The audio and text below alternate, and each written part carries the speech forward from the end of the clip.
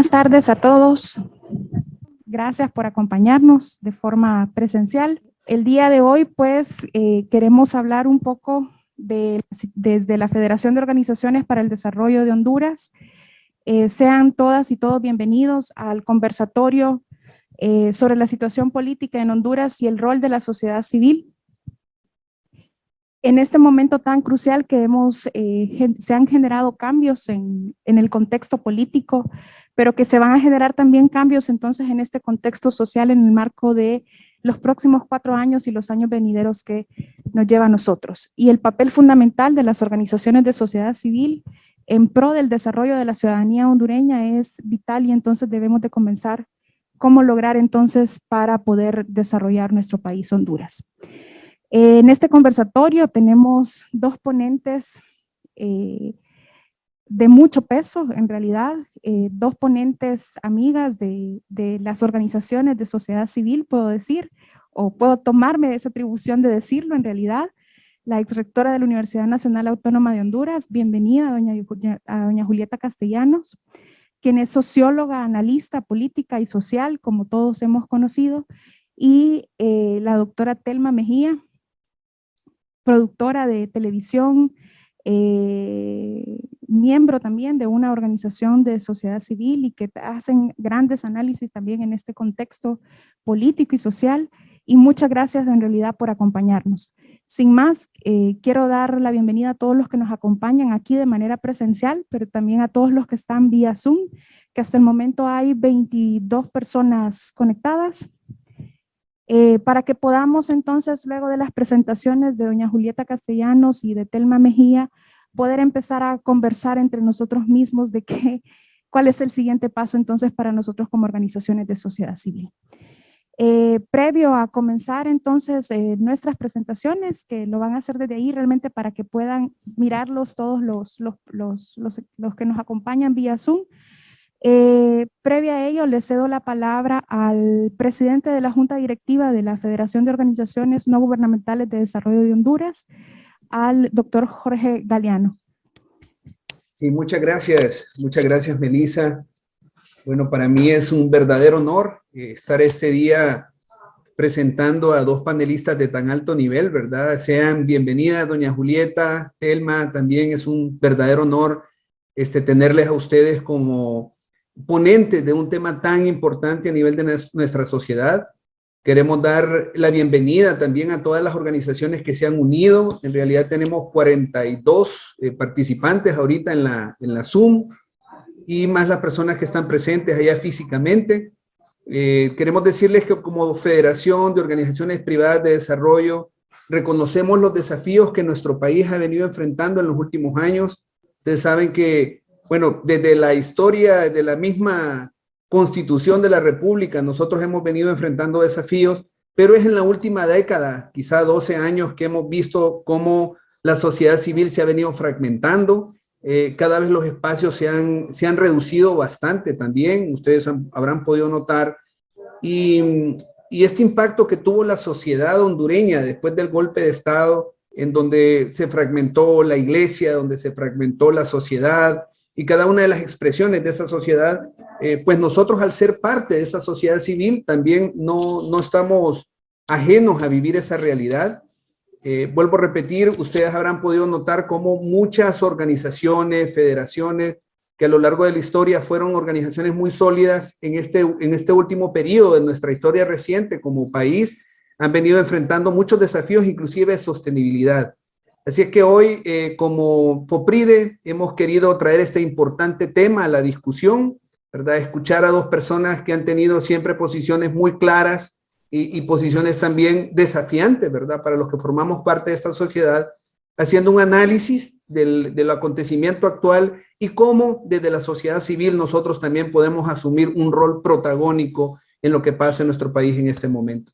Así es que, de nuevo, a nombre de FOPRIDE, muy alegre de tenerles aquí en este foro y aprovechemos, ¿verdad? Disfrutemos de este espacio. También si hay dudas y consultas, vamos a tener el espacio para poder interactuar con las panelistas, pero desde ya quedamos, bueno, aquí felices de escucharles y con mucha expectativa también.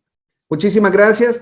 Aprovecho también un último mensaje, pero creo que también es muy importante para decirles que queremos presentarles el día de hoy, ya lo hicimos de manera a través de correo electrónico, a través de los medios virtuales, pero a la nueva directora ejecutiva de FOPRIDE, que es Melissa Elvir, quien está al frente de ustedes en este momento, alguien que también tiene todo un recorrido, todo un trabajo, una persona muy honorable, y estamos como FOPRIDE, como junta directiva, muy alegres de tenerle ahí enfrente. Sabemos que también esto va a marcar una nueva historia para FOPRIDE en este momento en particular, así es que de ya Melissa reciba la más cordial bienvenida y también todo nuestro apoyo como junta directiva a su gestión.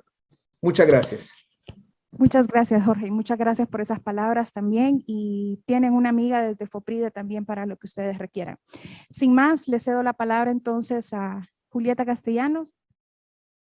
Buenas tardes y gracias por la invitación. Un saludo al especial amigo don Jorge Galeano. Ya días no nos encontramos y coincido con la valoración sobre la abogada Elvir.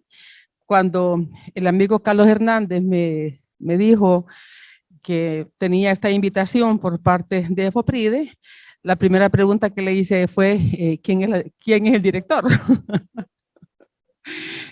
Y cuando me dijo que era la abogada Elvir, pues sin lugar a dudas acepté con mucha satisfacción.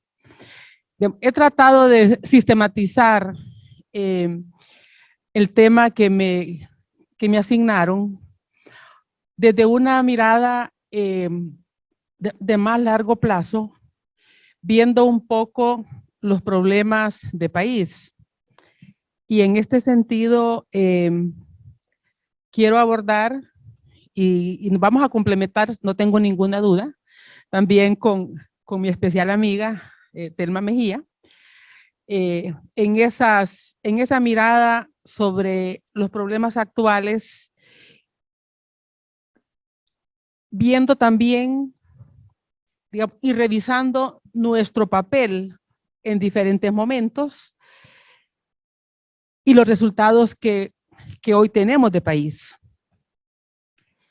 Si me pueden pasar la gráfica, por favor. Tengo un cuadro donde planteo un poco los grupos económicos en diferentes sectores. Esto me hace recordar mis clases de economía política, cuando nos decían, detrás de los grupos económicos hay clases sociales, hay grupos de poder y hay intereses económicos. Si vemos un sector agrícola exportador, sector industrial, sector financiero, el sector comercial, los servicios, ahí entra energía, telecomunicaciones, el sector informal, lo que hoy se llama emprendedurismo, y que nosotros lo conocíamos como el sector informal de la economía, pero hoy se ha dado un nombre más elegante, y hoy casi ningún joven se reconoce como que esté en el sector informal, son emprendedores. Esa categoría ya eleva el nivel, aunque en el fondo la función es igual, ¿no? Los campesinos, que es un grupo fuerte, importante, y luego la economía ilícita, que es un sector que mueve la economía. Cuando recién las extradiciones en el norte y viajábamos a Atlántida, estaba caída la economía. Todo cerrado, la gente se quejaba. ¿Y qué ha pasado aquí? Dejó de mover dinero el narco. Entonces sí es un sector económico y un sector con poder. ¿Desde cuándo es la pregunta? ¿Desde cuándo y cuándo nos dimos cuenta? ¿Y a dónde están? Porque lo último que leí es que habían decomisado cocaína en Comayagua la semana pasada, y Comayagua no estaba en la ruta. Eran otros departamentos que estaban en la ruta. Entonces, detrás de estos grupos económicos tenemos estructuras de poder que mueven el Estado. Pero no los vemos siempre como actores políticos. Ellos son actores económicos. Los actores políticos son otros. Y si vamos a la siguiente gráfica, ahí hice un esfuerzo por integrar quiénes son las estructuras políticas o sociales del país. Pues obviamente, dentro de la misma lógica tenemos grupos de poder y grupos de presión. El grupo de poder, los empresarios nacionales e internacionales. ¿Quién ve a los empresarios internacionales? Nadie, no los vemos, no los conocemos, no siempre sabemos quiénes son, pero tienen poder, sin lugar a dudas. Es un grupo de poder. Las iglesias son un grupo de poder y un grupo de presión. Son ambas cosas. Tienen poder y tienen presión, y ejercen presión. Los partidos políticos es la organización, es la institución que le concentra el poder, pero a veces son operadores del poder real. Y los grupos de poder tienen en los partidos políticos operadores políticos, que por lo general son los que ellos financian las campañas. Y por eso en el país no se conoce quién financia en las campañas. Eso no la clase política es reacia a una legislación donde se diga quién lo financia, porque entonces supiéramos a quién defienden cuando se emite una ley. Pero sin lugar a dudas, nosotros sabemos que cuando la tasa de interés se eleva y pasa sin hacer bulla por el Congreso y no escuchan la opinión de la Comisión de Banca y Seguros, es porque ahí están los operadores políticos en el Congreso de esos poderes. Luego tenemos los grupos de presión, los gremios profesionales, el colegio médico. Mire, no se mueve nada en esa Secretaría de Salud si el colegio médico decide que no se mueva nada. Solo es que paren el sistema. Entonces, no se mueve. El sistema educativo. No se mueve una reforma educativa si el gremio docente no quiere una reforma educativa. Que le digan a los profesores que los van a evaluar, se votan al ministro. Ese es un grupo de poder. Que no es el poder económico de estos de acá, pero tiene la capacidad de paralizar los sistemas. Bueno, las clases medias, nosotros, consumidores, nos ponen impuestos, no decimos nada. Lo que hacemos es buscar otro trabajo para complementar. Pero somos inorgánicos y creemos que los partidos políticos nos representan y votamos por uno, votamos por otro, probamos, nos decepcionamos, pero también decía un compañero allá cuando comenzaba la devaluación, digamos, hay una clase media avergonzada. Digamos, un amigo sociólogo, la que compra llantas usadas, decía. Pero que no quiere que lo miren comprando llantas usadas, porque pierde estatus. Y yo no sé si hoy también compra ropa usada ya la clase media, pero hay un proceso de deterioro de la clase media y la que puede sobrevive con su estatus de vida, con doble empleo, buscando otros trabajos, vendiendo cosas, etcétera. Pero la clase media en realidad no es por eso, es una expresión que más bien se inclina, está como en el centro, lo que llaman centro político, se inclina uno a otro, pero no se expresa políticamente a menos que esté en un gremio, como los médicos o como los profesores, los sindicalistas, los migrantes que tienen otra forma de presión. Si no fuera por la presión de Estados Unidos, los migrantes no fueran un problema, sería una solución al país. Pero los migrantes dejaron de ser en lo que fueron los años 80, 90, que aportaban a las remesas hasta que se convirtieron en un problema para Estados Unidos. Hoy son un problema. Y está en la agenda nacional porque son un problema de país por la repercusión con la política de Estados Unidos. Y los organismos de sociedad civil. Los organismos de sociedad civil son un grupo que ejerce presión, que puede ejercer presión. La presión que genera el conocimiento, que genera la denuncia, que genera la credibilidad de un organismo de sociedad civil. Puede ejercer presión, puede crear conciencia, puede tener una presión que ejerce con relaciones que establece con otros sectores, pero en sí no tiene capacidad de movilización, no ejerce esa presión, hace lobby. Por eso los organismos de sociedad civil no tienen capacidad de movilización, porque no tienen bases sociales como tiene un sindicato o como tiene un gremio. Si vemos, de nuevo tenemos el crimen organizado, que desde luego ejerce presión. Yo recuerdo cuando recién el gobierno del presidente Lobo, cuando comenzaron algunas acciones contra estos grupos, bueno, hubo un incendio en el mercado, en San Isidro, otro en San Pedro, casi simultáneo, se cayó una torre eléctrica en un lugar que no tenía por qué caerse esa torre. Los que trabajamos el tema de seguridad, desde la perspectiva académica, tratamos de encontrar explicación para esas cosas. Y yo recuerdo que una de las cuestiones que yo pensé es, ¿por qué se queman simultáneamente dos mercados? ¿Cómo se cae una torre eléctrica donde no había por qué caerse? ¿Ah? Y se cayó sin que hubiera viento. Entonces uno empieza a hacer lecturas. O cuando aparece un bus incendiado, incendian un transporte, esa es expresión de los grupos. Entonces tienen otra forma de hacer presión, o se cae un helicóptero, es una forma de presión.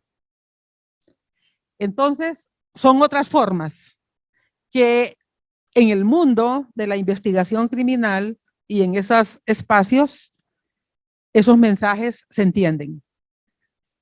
Entonces, y todo ello aparece el concepto partido político, porque el partido político es la organización que ha establecido el sistema de la sociedad para la alternabilidad en el poder. El partido es una creación social. Los partidos políticos no existen en la Edad Media, existen en el capitalismo, existen después de la Revolución Francesa, porque ahí es cuando se termina la monarquía, no hay partido único. O sea, hoy el partido único que tenemos en algunos países es una construcción política. Pero la construcción del partido político es la alternabilidad en el poder. Y eso estamos hablando del siglo XVIII, los 1700. Ahí es cuando los partidos políticos surgen y se arraigan socialmente como espacios de poder. Bueno, esa es la forma, el partido político. De todas estas organizaciones, la única forma de acceder al poder es a través del partido político.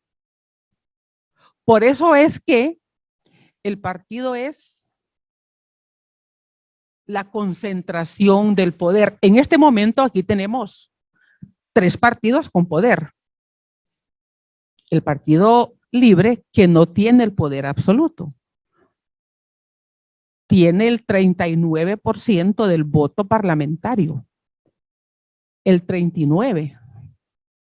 El segundo lugar, el Partido Nacional, con el 33%. El tercer lugar, el Partido Liberal, con el 17%, y después El Salvador de Honduras con el 7%. Esa es la conformación del bloque de poder. Ese es el bloque de poder en el país en este momento. Ese es, no es otro, porque es el resultado electoral. Eso fue el mandato del 28 de noviembre. No tenemos un partido único como en Nicaragua, sino que es, yo creo que Honduras va a avanzar hacia una concentración de los polos, en 2 polos políticos. Esto viendo los resultados electorales del año 2013, el año 2009 todos sabemos fue la ruptura con el golpe al Ejecutivo. El Partido Nacional tenía un poder enorme porque el Partido Liberal se ha fraccionado y el Frente de Resistencia llaman ir a votar. Eso fue Eso fue temerario porque eso concentró el poder muchísimo en el Partido Nacional. En el año 2013, ahí vemos que hay otra recomposición importante. Surge Libre y el PAC, pero no elevan la participación electoral. O sea, la gente no se encantó con los dos nuevos partidos. Ahora pasó otra cosa. Ahora se concentró mucho el voto. Y prácticamente a nivel presidencial se concentró en dos candidatos. 1.7 millones en Libre y 1.2 en el Partido Nacional.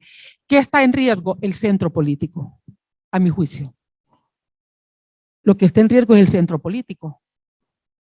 Porque ya es la cuarta elección después de la crisis, tercera después de la crisis, y no vemos la dispersión que vimos en Costa Rica ahorita, que sacaron 10, 12 puntos, 10, una fragmentación del voto. No, aquí se concentra el voto.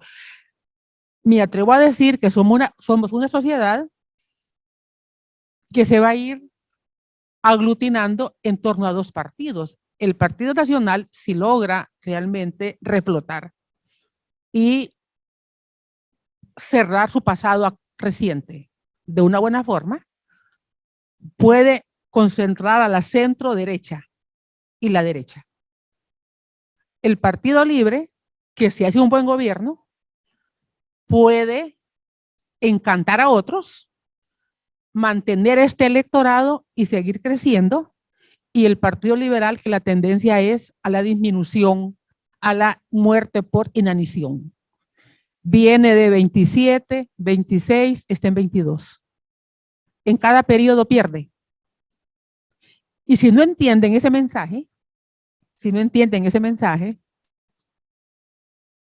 pueden ir perdiendo más. Porque la generación liberal que votaba y que creyó en ellos, demográficamente va de salida. Y los jóvenes no ven el encanto en el Partido Liberal, porque no recuerdan el pasado liberal. Entonces, partido político es la forma, y por eso es que el partido político es la ambición de los grupos de poder. No está tal vez directamente, no les interesa que el partido haga lo que les interesa a ellos que hagan. Ahora, si vemos ya en la gráfica que estamos, el Estado, los tres poderes, en este momento el poder ejecutivo, lo del Partido Liberal, ahí tenemos los sistemas, hay más sistemas dentro del ejecutivo, pero puse los más importantes tal vez. El sistema educativo, el sistema de salud y el sistema de seguridad y defensa. Por ejemplo, los tres bastan. Está la parte de los proyectos sociales, pero ahí nada más dejamos eso. El poder legislativo, que en el país ha asumido funciones de ejecución con el fondo departamental, ellos ejecutaban, no deberían ejecutar. Esa es una distorsión, pero lo han hecho. Y luego el Congreso elige a todo el resto que está a la derecha. El Consejo Nacional Electoral, el Registro de las Personas, el Tribunal de Justicia Electoral, la Unidad de Política Limpia, como la conocemos. Por eso es que no hay reformas de fondo. Ellos no van a reformar para cambiar el estatus. Ellos van a reformar, van a hacer cambios para aceitar nada más el estatus.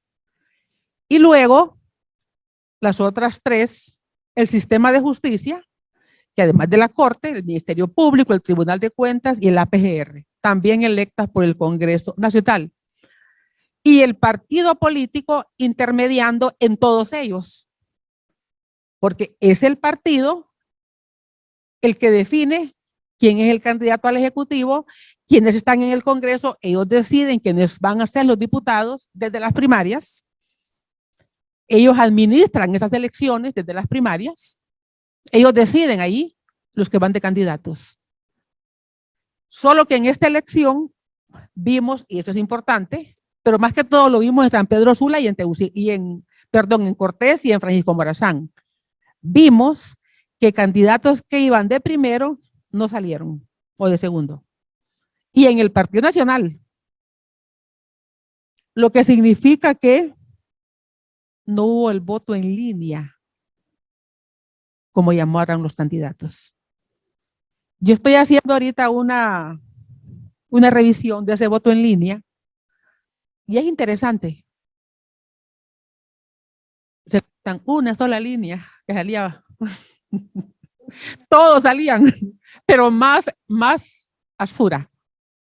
Pues no. Veamos, Eval Díaz no salió. Y Pedro Chávez casi no sale. Y en Libre pasó lo mismo. Hugo Noé Pino estaba en 10ª posición y pasó a 4ª. Eso es bueno, porque ya el partido no define la posición, lo define el ciudadano. Y hubo otros candidatos igual, que se movieron, o la gente los movió de la posición 10, 14 a la segunda, tercera. En el caso del Partido Nacional, el periodista Zelaya, lo mueven a la primera posición y iba atrás, de la mitad para atrás. Entonces, eso es importante, pero solo fue en Francisco Morazán y en Cortés. Y no es casual que es ahí donde saque el Partido Salvador de Honduras 8 diputados. En el resto de departamentos, el voto no se movió. Es más, yo monitoreé medios regionales y no había el anuncio de voto en línea. Los partidos sabían que no necesitaban el anuncio, porque a veces lo que le movía era el lugar. Vaya, en Copán, tres diputados saque el Partido Nacional. El que iba de primero quedó de segunda, pero quedó en los 3. Los 3 primeros quedaron en los 3. Lo único que cambió fue si salió de primera, de segunda o de tercera. Lo que significa que las estructuras rurales del país no han cambiado políticamente. Y el trabajo de cambio de estructuras políticas, si se quiere modificar eso, tiene que moverse a las zonas intermedias. Porque ya en Tegucigalpa, ya en Francisco Morazán y Cortés, eso está ya superado. Y tiene que ver con la clase media que vimos, que es más independiente, que no siempre depende del trabajo público, etc. Entonces, tenemos los gobiernos locales igual. Si no se modifican la ley para que la reelección del gobierno local no sea indefinida, ahí se están formando caciques de alcaldes. Ese alcalde, al diputado que apoya al alcalde, ese alcalde gana. Ese alcalde gana. Porque el alcalde le mueve toda la clientela del municipio. Y si es el alcalde de la cabecera departamental, le gana el diputado y ahí le gana también el candidato a la presidencia de ese partido. Y lo hemos visto en Choluteca y lo hemos visto en Comayagua. Por eso en Costa Rica ya están debatiendo que no debe ser la reelección indefinida de los alcaldes, sino que se le ponga término. Nosotros vemos una institucionalidad del Estado en 2 tipos, digamos, en dos bloques.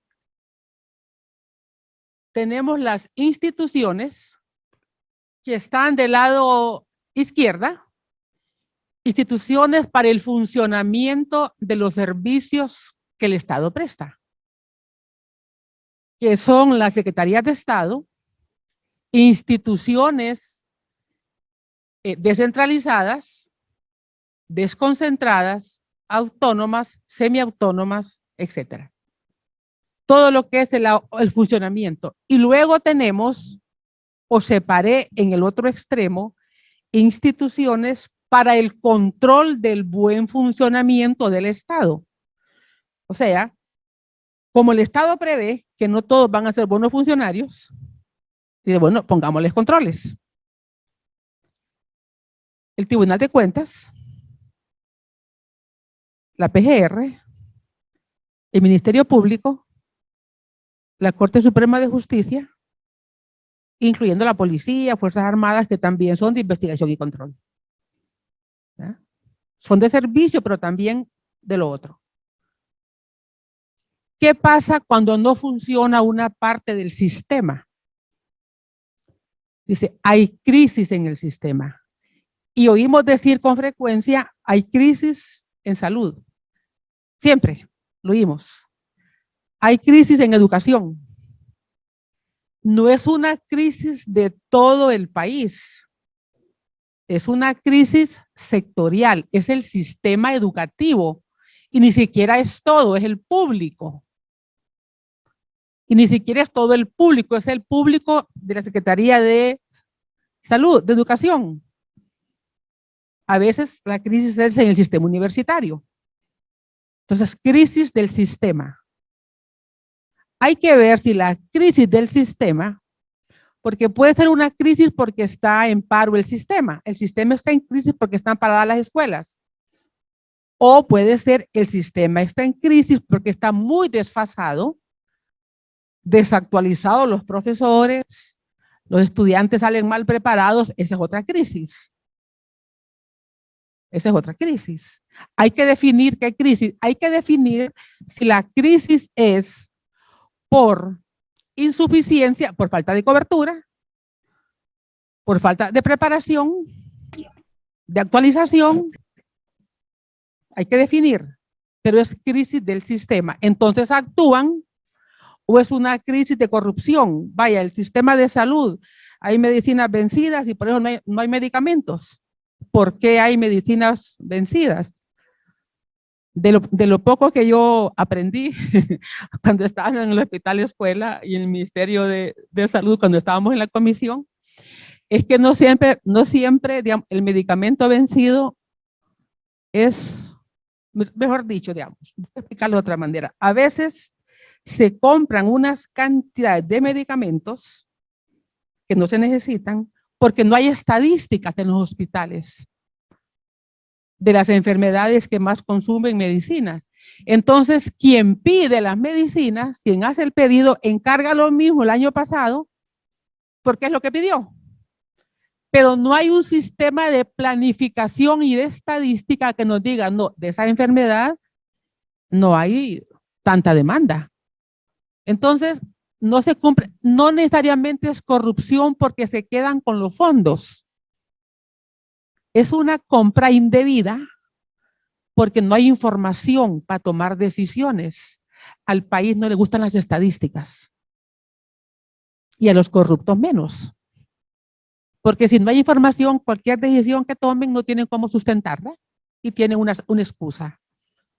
Pero cuando en un hospital se llevan los controles y se dicen, no, ¿y para qué vamos a comprar medicamentos para X enfermedad si no es la más frecuente? En cambio, necesitamos para renales, necesitamos para dengue, que son las más frecuentes, etcétera, ¿no? Entonces, les digo, esas crisis hay que ver por qué se dan.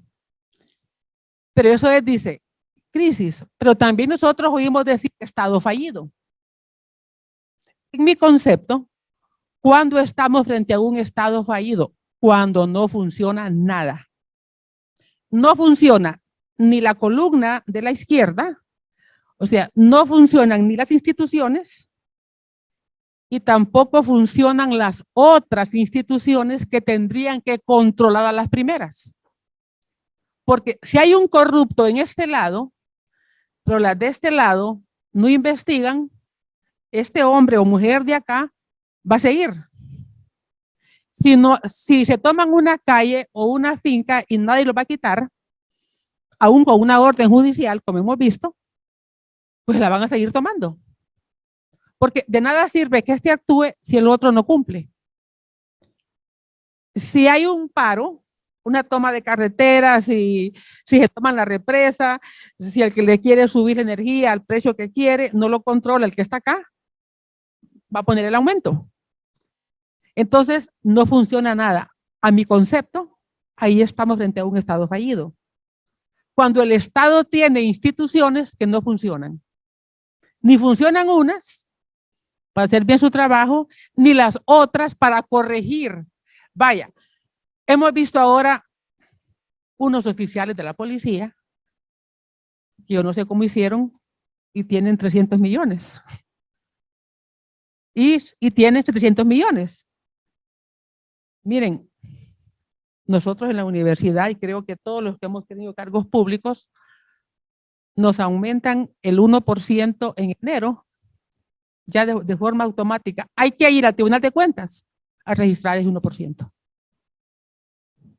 Y a decir si uno tiene préstamos y si compró un bien, cómo es que esta gente acumuló tanto y no se dio cuenta el Tribunal de Cuentas. Cómo es que el sistema financiero no pudo reportar esos movimientos de las tarjetas de crédito, de las tarjetas de ahorro o transacciones. No funciona. Entonces, ¿para qué se tienen instituciones del Estado? Y hasta que acumulan tanto y dañan tanto el Estado y alguien se arriesga denunciando y alguien se arriesga depurándolos porque no lo hace el Estado. Fíjense que ni eso hizo el Estado. O sea, el Estado fue tan incompetente que no solamente no investigó, sino que una vez que lo sacaron, tampoco los acusaron. Y los que están acusados están libres ya. Porque no importa, ellos tienen 300 millones, 500. Pero bueno, qué milagro. Pasando. Entonces, en mi concepto, ahí estamos frente a un Estado fallido. Cuando el Estado ya no funciona. Cuando no funciona nada. Entonces, ¿qué papel deben desempeñar los organismos de sociedad civil? Y con esto cierro. Yo creo que por el camino que hemos recorrido, la sociedad civil tiene que decidir si acompaña para que el Estado haga bien las cosas, pero dése en cuenta que no las hace mal porque no sabe hacerlas. Las sabe mal porque son corruptos. O sea, no es porque son novatos, no es porque no pueden, no, es porque son parte del problema y están en los partidos políticos, tienen el poder.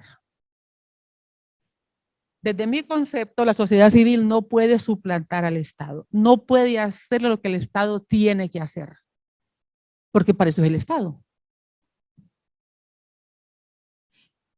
Y uno camina en el límite de riesgo. Ustedes saben el riesgo que corrieron los de ACJ con esta depuración policial y los que siguen corriendo. Eso lo vemos hoy. Pero cuando lo vimos en el 2015, nos parecía importante hacerlo. Pero hoy, yo misma, digo, no sé cómo sigo, con todo lo que hablamos en los medios. O en la Secretaría de Salud. Mire, cuando estábamos en la Comisión de Salud, imagínense uno la fe de uno, la buena fe, nos llaman a una comisión y tenía un fideicomiso el gobierno con un banco para la dispensación de medicamentos, el traslado y el almacenamiento. Habían pasado 2 ministros y no habían firmado. El último fue el ministro Midense. Y a este fideicomiso estaba demandando, no sé al final qué pasó, nosotros salimos en ese momento, nosotros dijimos que no se firme ese fideicomiso. Emitimos resolución para que no se firmara ese fideicomiso. Porque era un atentado. Imagínense que uno de los fideicomitantes es el que le vende al gobierno. Entonces había un conflicto de intereses. Ese sí iba a saber qué medicinas se necesitaban, porque además de guardarlas, las iba a dispensar. Eso es tener buenas estadísticas. Entonces, para nosotros había un conflicto de interés ahí, y nosotros, sin autoridad, porque no éramos funcionarias, sin sueldo, porque no teníamos sueldo, era un trabajo voluntario, dando esas recomendaciones. Mire, y ahora le agradezco, digamos, al colegio médico que nos sacó. Cuando el paro, porque ahí hubiéramos aparecido una cuneta, como aparecieron otros del Ministerio de Salud, por andar haciendo lo que no nos correspondía hacer. Si los políticos habían hecho ese contrato, ese convenio, se lo habían dado al fideicomiso, al banco. Y nosotros creyendo que íbamos a resolver un problema entre esos poderes. Entonces, y con esto cierro, la sociedad civil no debe de suplantar al Estado, no debe hacerle la tarea. La sociedad civil, a mi juicio, tiene que tener una voz potente para plantear lo que se tiene que hacer en el país. Otra cosa es salir en auxilio en una emergencia, como el huracán Eta y Iota, que de repente el gobierno es incapaz de poder atender una emergencia de esa magnitud. Ahí sí, pero lo que es la función estructural del Estado, que la haga el Estado, que para eso es Estado. Y para eso tiene funcionarios. Y para eso tiene gente empleada para que lo haga. Pero aquí les gusta el empleo por el prestigio que da y por el sueldo que ganan. Pero no las responsabilidades de hacer la tarea. Aquí me quedo y gracias.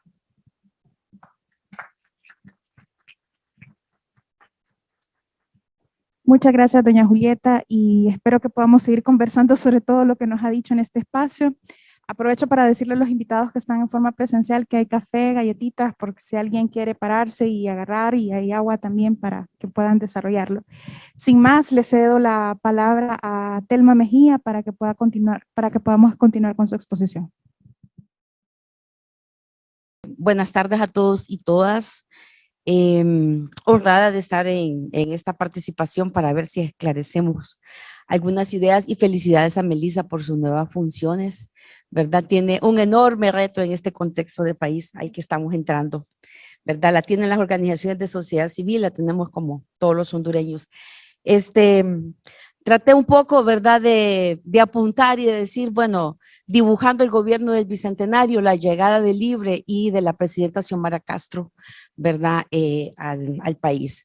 Vamos a puntear algunas cosas, ¿verdad? Y dentro de eso, bueno, algunos ejes, uno los vamos a ver más rápidos para ver un poco los escenarios posibles. El resultado electoral, ¿verdad? El escenario multicrisis con que recibe, ¿verdad?, la presidencia de la República, la doña Xiomara, los datos que nos arroja la democracia según el Latinobarómetro, la primera crisis por el poder, ¿verdad?, que ya ha vivido ella, la conflictividad social en que estamos, y dentro de ello más adelante un poco la extradición, el tema de la extradición del presidente Hernández, y los escenarios posibles, bueno, si avanzamos hacia las 3 P's que le llaman, ¿verdad?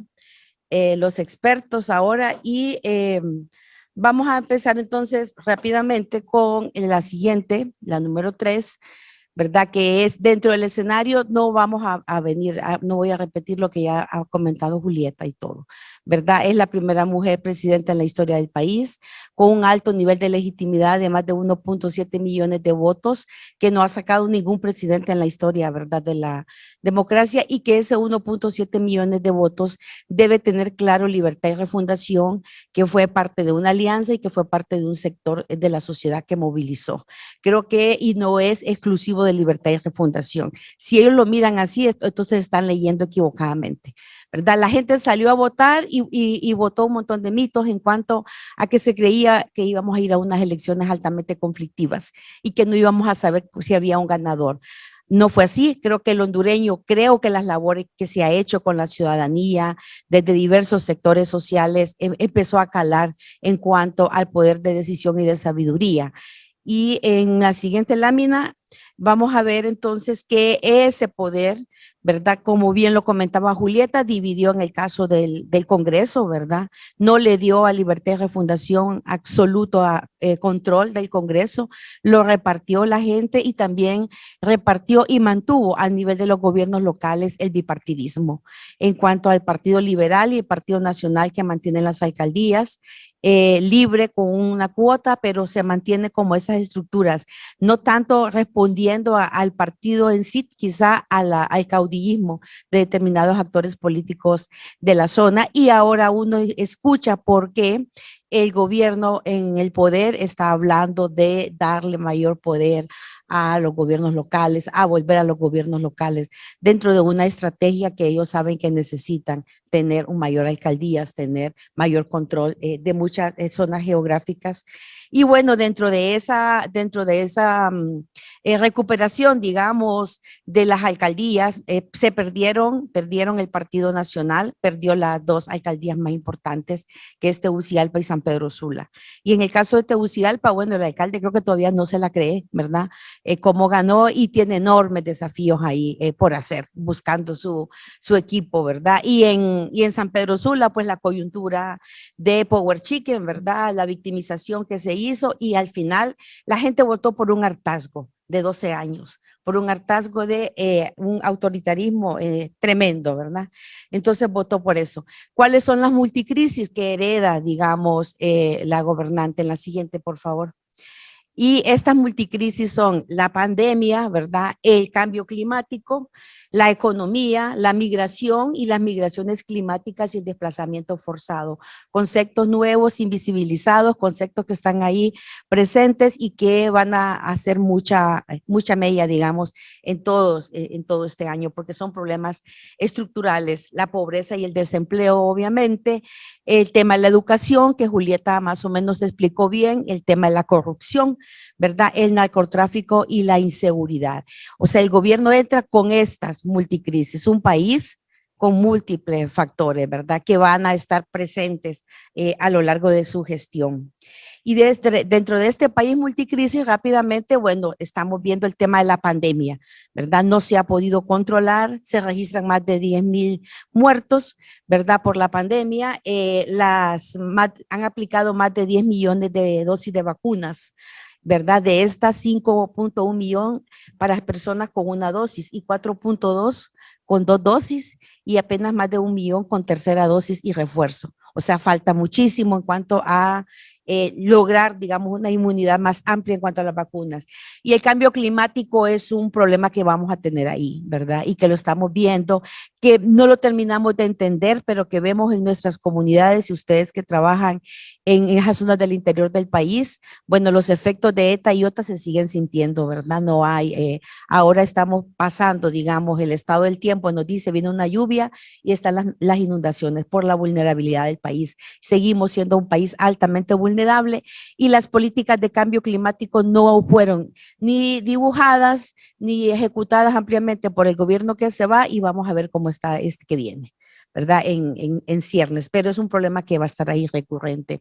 El tema de la economía, pues, ¿para qué decirle? Estamos, ¿verdad? Tratando de volver a la gradualidad de la economía, de recuperarse cuando están con las sorpresas y vamos a tener el jueves un informe, se supone, que nos van a decir cómo está el país, ¿verdad? Y el país pues está en las latas y dentro de esas latas todo el mundo quiere agarrar un poquito. Y se van generando esas cosas. Y el tema migratorio, ¿verdad? Que es un tema que está presente. Es un tema que se estima, ¿verdad? La siguiente, se estima que 500 hondureños migran diariamente, ¿verdad? Del país. Y es una acción que se va a dar ya sea en caravanas o ya sea por goteo, como le llaman ahora, que ha sido individualmente, que se van las personas y ante la falta de respuestas que puedan tener. Las expectativas generadas han sido enormes, ¿verdad? Y las respuestas no han sido tan eficientes frente al país que estamos heredando.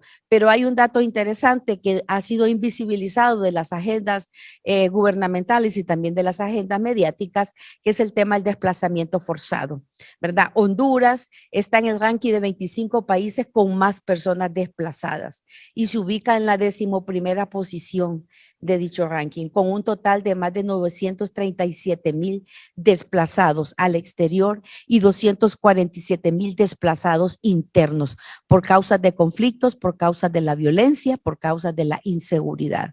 Y ese es un dato bastante fuerte. Yo he visto el tema, digamos, en Colombia, que se está ese desplazamiento interno forzado, la gente obligada a dejar sus casas por la inseguridad o porque una mara o pandilla le dijo, me gusta esa casa, te vas y tenés ese tiempo y para dónde va. Y esa es una tragedia también humana que no estamos registrando o visibilizando, pero que es un problema que está ahí.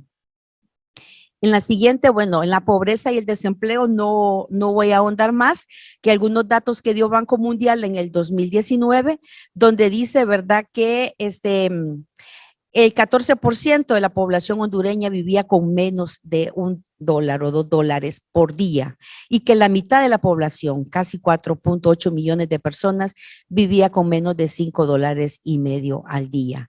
Es el país con la segunda tasa de pobreza más alta de América Latina después de Haití. Por eso cuando a veces a nosotros nos dicen vamos a una Venezuela o a una haitinización, hay que verlo más allá del término de cómo va conceptual, sino lo que eso representa, ¿verdad? Y la gravedad que eso significa en el país que nosotros estamos. Y mucha gente no tiene oportunidades de irse de este país. Tenemos y no tenemos para dónde irnos. Entonces nos corresponde de ver esa acción. En la educación, ya Julieta lo ha dicho, ya la ACJ también, en cuanto a la exclusión que se está dando, ¿verdad? Y que esta pandemia pues nos está costando casi 2 generaciones perdidas, ¿verdad? Que hemos tenido y que el acceso al internet, el 60% de los hondureños no tiene acceso a internet. Y eso significa que más de 1 millón de estudiantes no tienen acceso a internet.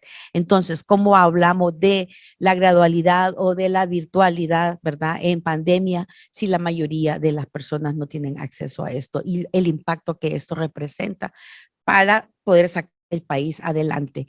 Y bueno, dentro de la corrupción, seguimos siendo campeones en corrupción, ¿verdad? Podemos, creo que mostrar, Julieta, cómo hacer una corrupción exitosa, ¿verdad? De repente, creo que ese libro sería más famoso que detallando, ¿verdad? Los entresijos de la corrupción. Seguimos siendo entre los 4 países de América Latina, ¿verdad? Percibidos como más corruptos por el informe de Transparencia Internacional y el segundo más de Centroamérica después de Nicaragua, ¿verdad? Y tenemos más de 2 décadas en el vagón de la corrupción que no salimos ni siquiera en la evaluación de 0 a 10, no llegamos siquiera a 3 o a 4, ¿verdad? Para decir, si llegamos a 4, pues estamos saliendo. No, estamos retrocediendo en esa valoración. Y bueno, el tema del narcotráfico, que Julieta ya les comentó bien, y la inseguridad, que son unos actores que están ahí. Son los llamados grupos paralelos de poder que están ejerciendo en este país y que Honduras ha dejado de ser un país puente de la droga, como fue en los años 70, 77, cuando surge el tema del narcotráfico en el país, surge asociado con las fuerzas del orden, en este caso con los militares. Y hubo una época, en la época de la Guerra Fría, donde pareciera que el tema se salió de la agenda, pero la actividad continuó. Ahora somos un país que tiene todos los ciclos de la narcoactividad, ¿verdad? Puente, consumo, producción, trasiego, ¿verdad? Tráfico, lavado, y tenemos, bueno, hasta un presidente, ¿verdad? Designado como capo, lo cual es un impacto tremendo porque es el primer presidente de América Latina designado como tal, pedido en extradición por eso, y eso lo debe llamar a la reflexión del tipo del Estado que teníamos, de la cooptación que se llegó al Estado y cómo pudimos tener nosotros a alguien que usó las estructuras del Estado, puso al Estado al servicio de la criminalidad, ¿verdad? Y hasta ahora esta historia empieza, ¿verdad? Van a empezar a salir estas cosas, pero eso nos indica el nivel de impunidad y cómo estas fuerzas ilícitas se fueron penetrando la institucionalidad y volvieron en un momento lo ilícito legal, ¿verdad? Y políticamente estable o confiable, entre comillas. Y bueno, estamos ahora en las cifras de la democracia, ¿verdad? En esta que dijo el Latinobarómetro, ¿cómo estamos? Antes de las elecciones, muchos de estos datos probablemente cambien dentro de 2 años. El Latinobarómetro sale más o menos cada 2 años, pero el 34% de los hondureños en el 2018 apoyaba la democracia como la mejor forma de gobierno, pero para el 2020 fue el 30%, ¿verdad? Una caída de 4 puntos. El 30% de los hondureños dijo que la democracia era preferible a cualquier forma de gobierno, pero para un 42% de los hondureños le da lo mismo un régimen democrático que uno que no lo sea, ¿verdad? Y una democracia con grandes problemas. 45% de los hondureños creen que el país tiene, que su democracia tiene enormes problemas. Y un 62%, que es un dato muy interesante, no le importa si el gobierno es democrático, si el gobierno no es democrático, con tal que le resuelva sus problemas. O sea, no importa que vayamos a un autoritarismo. Quizás eso puede explicar en alguna medida estos 12 años que vivimos, ¿verdad? De aguantar, de ver, pero bueno, todo llega un momento, dice, no hay mal que dure 100 años, ni cuerpo que lo resista, ¿va? Esperemos que sigamos así y que no vayamos fortaleciendo esas conductas autoritarias. Pero apenas un 15% de los hondureños dijo sentir satisfecho con la democracia, ¿verdad? Vamos a ver en 2 años estos datos. Pero estos datos en la siguiente, en cuanto a las garantías civiles y políticas. El Latinobarómetro nos dice que la libertad para participar en política en Honduras era el 36%, consideraban los hondureños. En Guatemala un 36%. Y en El Salvador un 51%. Quise conectarlo, ¿verdad? Porque estamos con el Triángulo Norte y tenemos similitudes, ¿verdad? En las crisis que vivimos también. Y en el tema de libertad de expresión, un 38%, lo cual indica que hay un mal clima para la libertad de expresión, que no es saludable. Y que la libertad de expresión no como derecho de los exclusivo a los periodistas, sino como derecho de la ciudadanía a poder expresarse. Y tenemos leyes que están criminalizando, ¿verdad? Desde la protesta social, desde la forma de expresarse, que se ha ido tejiendo toda esta, digamos, todo este diseño en cuanto a la libertad de expresión. En Guatemala es del 37% y El Salvador 48%. Las cifras de El Salvador van a caer muchísimo dentro de 2 años por los rasgos del autoritarismo del presidente Bukele. Y luego las confianzas de las instituciones del Estado, según estas cifras. Las Fuerzas Armadas apenas un 32% y la policía un 27%. El presidente de la República, en ese entonces la presidencia, 13% de confianza. Consejo Nacional Electoral un 13%, probablemente va a variar. El gobierno un 11%, la Corte Suprema un 16%, Congreso Nacional 12% y los partidos políticos 9%. Y como les explicaba Julieta en torno a ese sistema, ¿verdad? De cómo operan los grupos de presión, los grupos de poder y los partidos políticos, vean ahí el deterioro de los partidos políticos. Y no es que, y son muy necesarios para una democracia, para fortalecer o robustecer, pero en este momento los partidos políticos no son la mayor representación de nuestra democracia y ellos no lo están entendiendo así, ¿verdad? Entonces vamos a ver hacia dónde nos va a llevar esto. Y fuera de lo que es la institucionalidad, lo que tiene la mayor confianza es la iglesia, con 74%, ¿verdad? Que creció y se refiere en este sentido a la iglesia católica, ¿verdad? En ese nivel. Luego, ¿cuáles son las primeras crisis del poder, verdad? Que recibió el gobierno, digamos, de la presidenta Xiomara Castro. Bueno, la primera crisis, incluso antes de asumir el poder, ¿verdad? Ha sido la que se vivió con el tema de la rebeldía a lo interno del Libre, ¿verdad? Y eso surge que en octubre, digamos, del 2021, tanto Libre y PCH suscriben el acuerdo bicentenario, que es lo que le hace ganar a Libertad y Refundación las elecciones. Y ahí deciden que la presidencia del Congreso, en un acuerdo, que la presidencia del Congreso se la iba a dar a PCH independientemente de los diputados que tuviera, ¿verdad? Y era un compromiso, una palabra, y la gente esperando un cambio, pensó y demandó que se cumpliera la palabra de la entonces presidenta electa.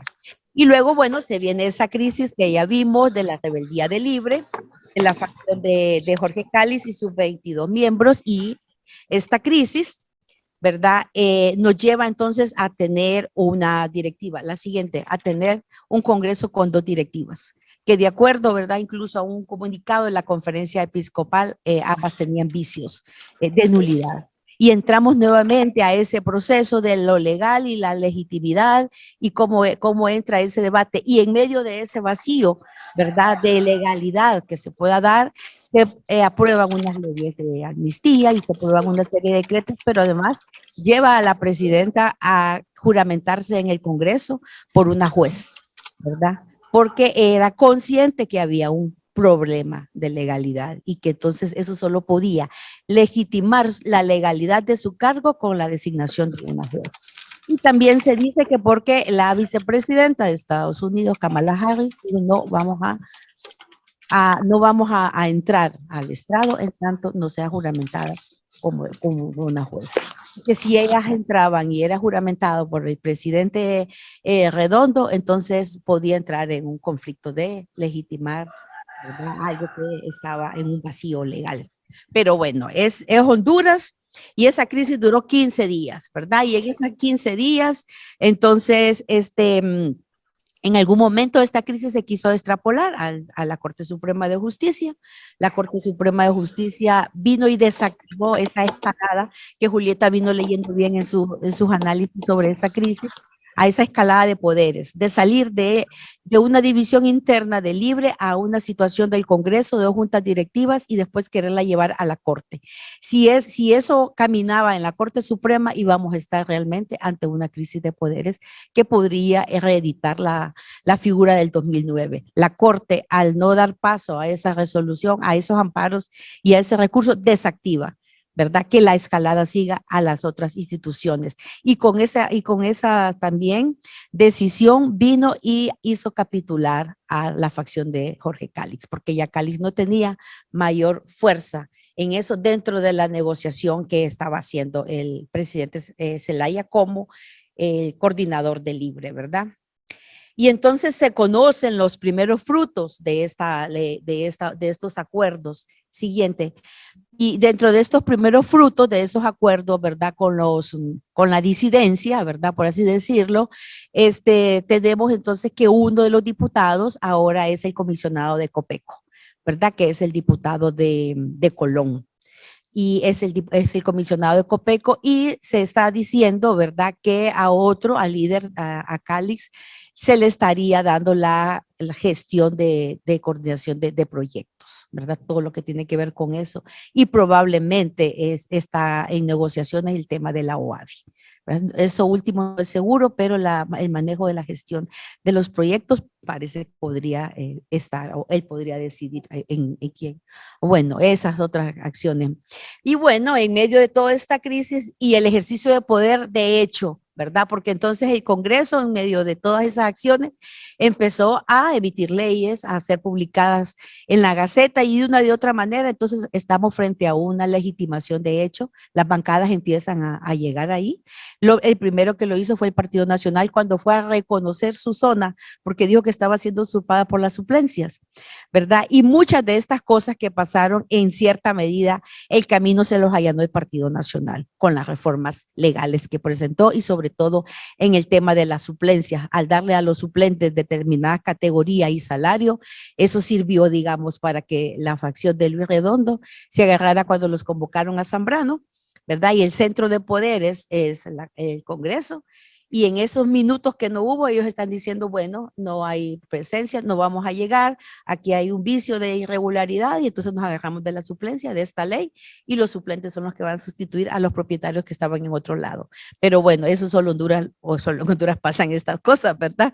Entonces volvemos a ese gran debate de legitimidad, de legalidad, pero ellos están actuando. Y cuando ya se asume el Partido Nacional, llega el Partido Liberal y todo, empiezan a legitimar todas las acciones que esté haciendo Redondo, lo reconozcan o no lo quieren reconocer ellos como presidente. Creo que solo los nacionalistas no lo están reconociendo, aunque se les olvida porque la otra vez la diputada suya, Johanna Bermúdez, le dijo presidente de Redondo.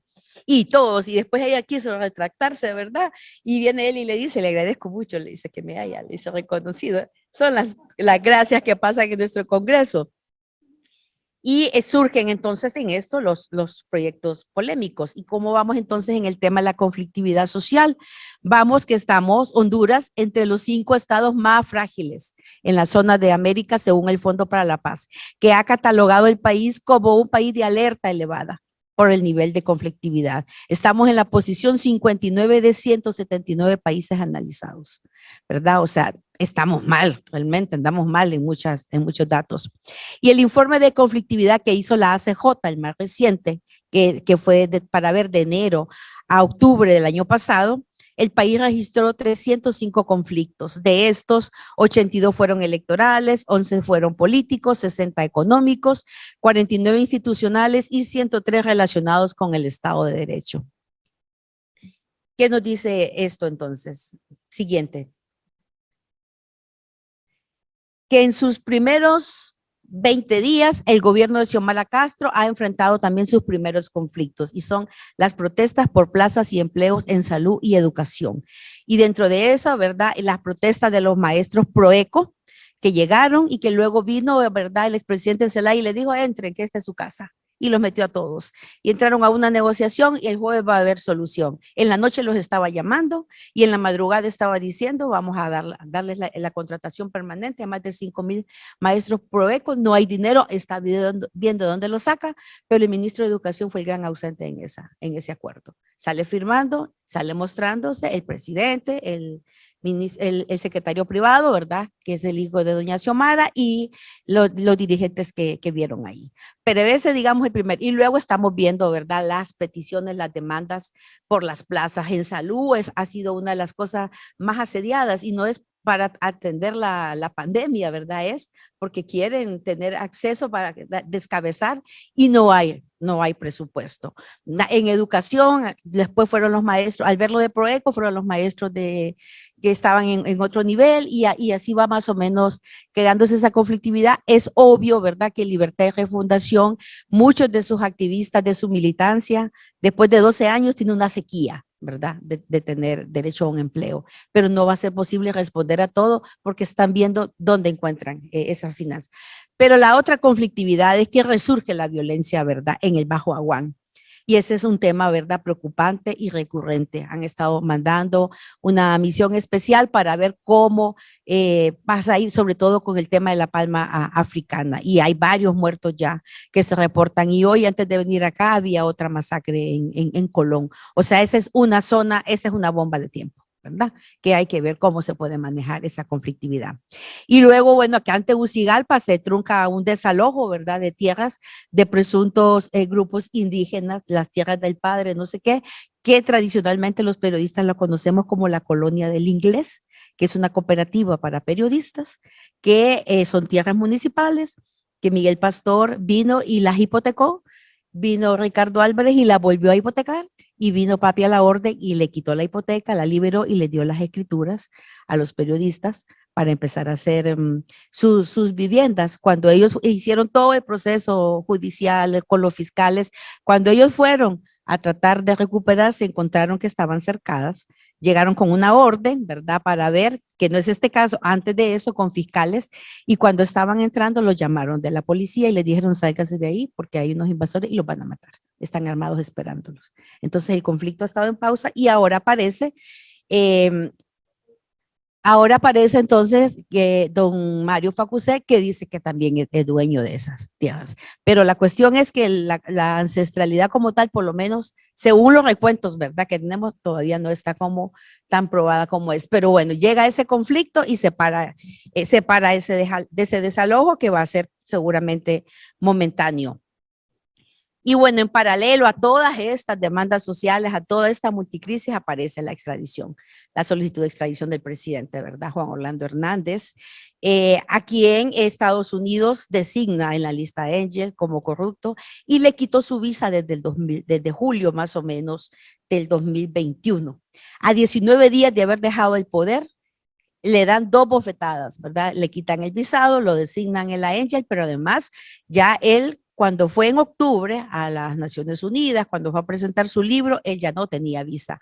Pero así juega Washington, ¿verdad? Le generó confianza y él se confió muchísimo, creo yo, en eso. Y no se esperaba esos 2 golpes tan seguidos, mucho menos que casi una semana después hace la petición de extradición. Ya nos escucha bien, Ron. Y las acusaciones contra el expresidente son muy fuertes, más de 500,000 de kilogramos de cocaína. Pero lo interesante de toda esta, de la sustentación que está haciendo, digamos, el Departamento de Justicia de Estados Unidos, es que lo venían investigando desde hace 18 años. O sea, no es de 4 años acá ni 12, son 18 años desde que empezó a ser, ¿verdad? Diputado. Entonces, ir viendo esos movimientos, y yo creo que generalmente a veces aquí hay mucha ansiedad y esos temas uno tiene que ver porque los tiempos de Washington no son los tiempos nuestros, ¿verdad? Y seguramente vamos a tener sorpresas más adelante en el tiempo de otras más cosas, ¿verdad? Que se puedan salir. Y bueno, se le acusa a él incluso de asociación ilícita con cárteles transnacionales, como es con gente de Venezuela, de Colombia y el cártel mexicano, sobre todo el cártel de Sinaloa, ¿verdad? Desde donde él empieza a ser objeto de interés. Y bueno, es el trofeo que Washington quiere y que probablemente, pese a todo, él probablemente va a terminar siendo extraditado, aunque se estén dando todas las apelaciones que se quieran dar y todo lo que ustedes vieron. Y en medio de esto, ¿verdad? Bueno, ahorita el juez le negó a él casa por cárcel, porque no lo permite el auto acordado. Han apelado sus abogados y hay que esperar. Pero en medio de todo esto entra la lógica con la que funciona el narco en todas las zonas. Empiezan las manifestaciones de protesta, empieza la gente a lamentar, así pasó con los cachiros, así pasó con los Valle, ¿verdad? Y esa es la lógica con que el narco actúa, exactamente, el Chapo y toda esa vaina. Y bueno, seguramente él va a hacer eso. Ahora vamos hacia dónde dibuja el gobierno del Bicentenario, ¿verdad? Parece que el camino que está siguiendo, ¿verdad? De acuerdo a Moisés Naín, que es un experto en temas de democracia y analista internacional, a las 3P, al populismo, a la polarización y a la posverdad. ¿Verdad? Vamos a ir viendo en el tiempo si estas acciones se presentan, pero hay algunos rasgos, digamos, que ya están dando. En el caso de la primera P del populismo, se avisora con las siguientes medidas. El tema de la electricidad, del no pago, ¿verdad? Para la gente que consume menos de 50 kilovatios, que ya salió y que, bueno, que dicen ellos lo van a pagar los industriales, pero lo vamos a terminar pagando nosotros también, porque todo se va a elevar, ¿verdad? La rebaja de los 10 lempiras al galón de combustible, mire que esto ya está en práctica, pero ha sido tanta la crisis que ha envuelto, ¿verdad? A estos 20 días que ni siquiera les dio tiempo de poderlo vender como un éxito, de poderlo colocar incluso mediáticamente como un éxito.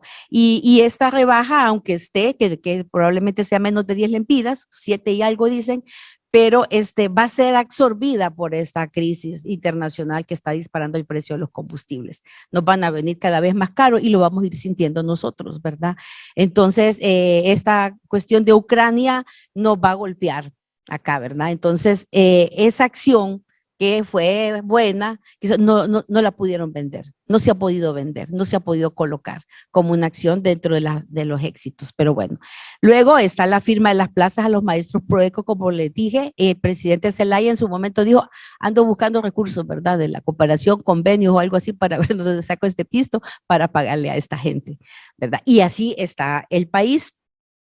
Y luego la introducción de decretos orientados a cambiar, digamos, el nombre del Estadio Nacional, quitar los nombres de los personajes políticos de los bulevares y todo lo que, los puentes, y ahora que si el himno nacional lo sustituimos por la Constitución, derogar, digamos, la ley de empleo por hora, ¿verdad? Ahora vieron que ahí se viene otro tipo no es tan fácil, ¿verdad? Y que sean otros elementos. La eliminación de la prueba de actitud de la universidad, violando su autonomía, y nos dicen, bueno, y si no la eliminan, pues les montamos otra universidad. Pues hay que ver de dónde sacan los 6,000 millones, ¿verdad? Para otra universidad estatal y para buscar todas esas acciones. Y luego la propuesta para derogar exoneraciones, que es otro debate, bueno, ¿qué exoneraciones? ¿Qué sí y qué no? Porque luego se nos vende que las tarjetas de crédito, que vamos a pagar más, que si las remesas, después salen diciendo, esto no va a ser así, vamos a socializar, pero son como elementos, ¿verdad? Y la segunda P, que es de la polarización, ¿Cuál ha sido, digamos, una de esas acciones? El decreto de amnistía, ¿verdad? Para amplia e incondicional para presos políticos y de conciencia. Esto ha dividido la opinión pública, ¿verdad? Entre los que consideran que es válido reivindicar violaciones de derechos sistemáticas de derechos humanos que se hizo posgolpe, ¿verdad? Y después del 2017, y que se deben ver, y quienes creen, ¿verdad? Que esto viene a sumar un nuevo pacto de impunidad 2.0 por el catálogo de delitos que ahí se han incluido. Sobre todo preocupa el tema del enriquecimiento ilícito. Aquí ellos han dicho que va a haber una organización, que en este caso es COFADE, junto a la Secretaría de Derechos Humanos, que ellos son los que van a hacer el filtro para quienes aplica o no ese decreto. Pero es un tema que está ahí, ¿verdad? Y que polariza. Cada vez que se vaya a tocar, ese tema va a polarizar la sociedad. Luego, la propuesta para crear el Sistema Nacional del Poder Popular, ¿verdad? Y aquí entran las ONGs, aquí entran las organizaciones de sociedad civil que tienen que ver muy claro y leer con mucho detalle esa propuesta de decreto. Esta propuesta, que todavía no ha ingresado, pero que ya circula, ¿verdad? Busca reeditar un poco la ley de participación ciudadana, va a ser una paralela al FONAT, si es que no desaparece el FONAT, que parece ser la tendencia, ¿verdad? Y va a dar poder a las asambleas populares, ¿verdad? Patronatos, la gente que tienen ahí de base y todo, y va a crear un sistema que será la base social para la Asamblea Nacional Constituyente, porque el país va a ir a una Asamblea Nacional Constituyente, tal vez no ahora, ¿verdad? Y ellos saben que si ahora van a una consulta sobre una Asamblea Nacional Constituyente, probablemente no la van a ganar. Necesitan tener, primero, hacer un buen gobierno para generar confianza, necesitan tener control del Congreso, así como Bukele, y necesitan, por eso es importante en la mirada de ellos, los ojos a la municipalidad y a los gobiernos locales, porque estos van a ser la base para muchas acciones. Entonces, en esa ley de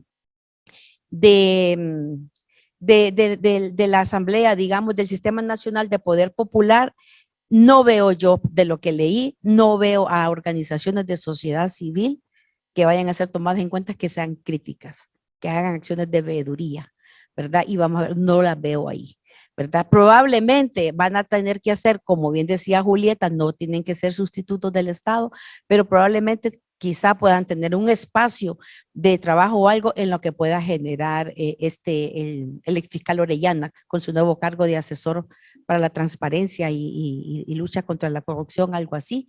Él habla más o menos de CNA y de otras organizaciones para ver. Pero en esta asamblea, si ustedes ven esa propuesta, ese proyecto, no están ahí, ¿verdad? Quienes están ahí van a ser la gente de base popular que ellos puedan, patronatos que van a crear grupos, o sea, los grupos de los colectivos que le llaman ellos, ¿verdad? Y derogar la ley de empleo por hora y ha generado una polarización, ¿verdad? Y ha grado que se habla ya de una reforma que están socializando con diversos sectores porque están viendo los pros y los contras de esas acciones. Y bueno, la propuesta para eliminar la prueba de actitud es una polémica, ¿verdad? Que se ha generado y que se ha visto hacia dónde. Y la propuesta de las exoneraciones también, que está generando otra serie de polarización, ¿verdad? La segunda P. Y vamos a la tercera P, ¿verdad? Y es el discurso de la posverdad, ¿verdad? Y esto está centrado en la desinformación y en las falsas noticias, promovidas desde sectores del poder, incluyendo miembros del gabinete de gobierno. Un ejemplo, digamos, de la posverdad y la desinformación es precisamente la prueba de actitud académica. Entre quienes le dicen, está excluyendo a los pobres, no puede entrar a la universidad, y entre quienes dicen, la prueba ha dado algunos resultados.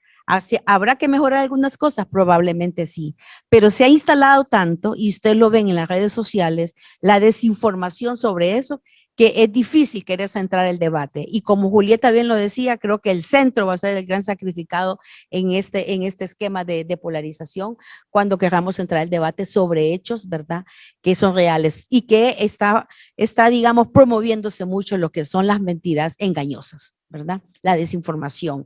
Y se busca entonces instalar en el imaginario medias verdades ¿verdad? Y medias mentiras, bajo información engañosa. Y el discurso de algunos legisladores en el Congreso está sobre eso. Usted lo ve en la prueba de actitud, como le decía, bueno, si no, ponemos otra universidad. Y si no pasa tal cosa, pues aquí vamos a hacer lo que dice, porque este es el pueblo, porque es el soberano, y el soberano para aquí, y el soberano para allá, y el soberano ni cuenta se da, y el soberano está bien jodido, ¿verdad? Pero en eso vamos preparándonos a ese discurso, y las redes sociales obviamente son las principales amplificadoras de este discurso de posverdad orientado a deslegitimar toda institucionalidad, toda voz autorizada y cualquier oposición que surja. Usted se mete a las redes, escribe 2, 3 cosas y si no tiene aguante, le digo, no lo haga, ¿verdad? Porque hay que tener resistencia para aguantar ahí frente a defender sus posiciones. Y el discurso de algunos altos funcionarios del gobierno y el tono de sus escritos, que parece que no se dan cuenta que ya son poder, que no son oposición, que no son militantes, sino que ya están gobernando. Pero no, y que ahora todo lo que escriban, todo lo que digan, ¿verdad? Siendo funcionarios de alto cargo, es como que si fuera un discurso, una posición oficial, ¿verdad?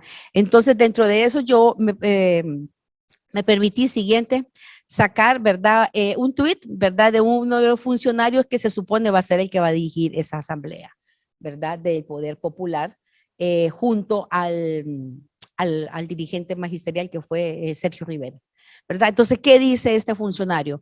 Cuando exigen, dice que se les consulte, ¿las ONG se refieren a todo el pueblo, a las organizaciones de base o solo a aquellos que reciben fondos de fuera para criticar siempre? Una sociedad civil que nadie eligió, que pretende ser gobierno paralelo, solo pretende defender privilegios.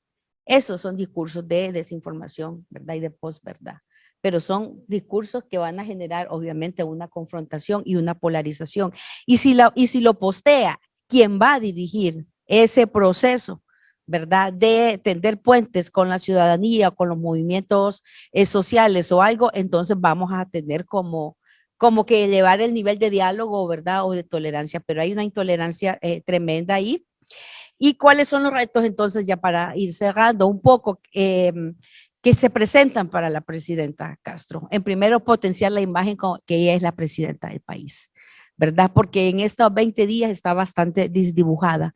Tiene que salir un poco más a la opinión pública, a los medios, que se vea, que se haga sentir, porque quien está tomando ese papel, ¿verdad? Es el expresidente Zelaya. Y claro, es una figura avasalladora, ¿verdad? Difícil, pero a quien se eligió es a la presidenta Xiomara Castro. Y tienen que ver cómo se complementan ambos en esas funciones, pero que el uno no le quite las funciones o el protagonismo a quien realmente fue electa.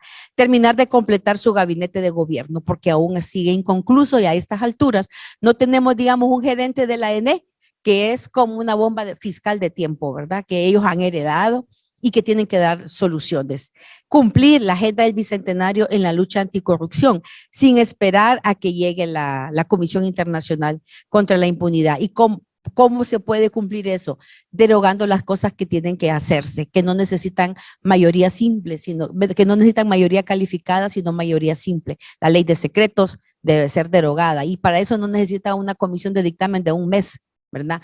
Derogar, digamos, las reformas a la ley del Tribunal Superior de Cuentas que limitan que el Ministerio Público pueda investigar, ¿verdad? Ahora, aquellas ONG fantasmas, ¿verdad? Que sirvieron en la red de corrupción del gobierno del presidente Hernández. Aunque tenga el trabajo ahí, que lo tiene el Ministerio Público, no lo puede hacer porque la ley se lo impide, porque el Tribunal de Cuentas también tiene la potestad ahora de retener todo lo que es los fondos departamentales. No pueden entrar a investigar ahí hasta dentro de 3 años y que defina y todo.